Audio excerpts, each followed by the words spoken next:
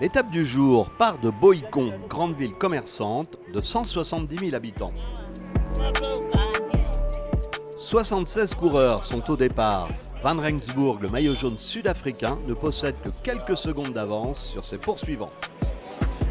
Le contre-la-montre a un peu rebattu effectivement les cartes et maintenant les écarts se resserrent. Il reste 3 étapes, assez courtes mais piégeuses encore, donc ça peut encore bouger, c'est sûr. Ouais. Pour le Bénin, le Tour est déjà un succès et un exemple d'organisation. Notre tour doit rester purement un tour africain.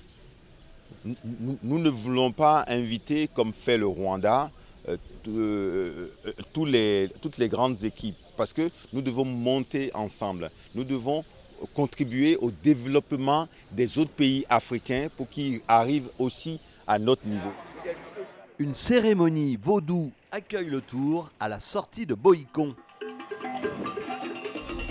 Au même moment sur la course, les coureurs passent à l'attaque. L'étape ne fait que 110 km entre Boïcon et Atiémé. Et plusieurs équipes n'ont pas renoncé au maillot jaune. Au kilomètre 10, un groupe se détache, d'abord composé de plusieurs coureurs, puis de 25, soit un tiers du peloton à l'exclusion du maillot jaune. Les Marocains sont dans l'échappée, mais ils ont oublié leur leader, coincé à l'arrière. Un à un, les Marocains vont se laisser décrocher pour aller épauler Essabahi, second au classement général à 6 secondes de Van Rensburg. Les Marocains rectifient peu à peu leur erreur tactique et attendent leur leader.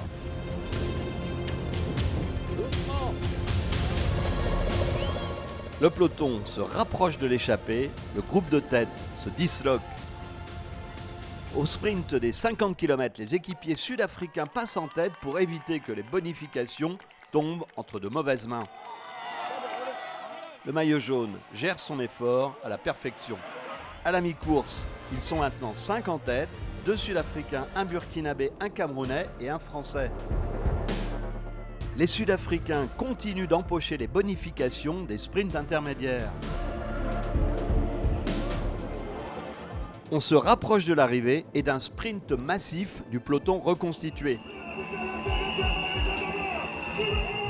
Le maillot jaune emmène le sprint dans les rues d'Atiémé, mais lancé à l'abri des barrières, c'est le Hollandais Tom Wiersflé qui l'emporte. Le jeune Béninois de 20 ans, Espoir Djouda, est tombé après l'arrivée, heureusement sans gravité. Belle opération du Hollandais qui gagne une place au général. Van Rensburg garde son maillot jaune, Wiersflé ravit la 3e place au Français Bonnefoy.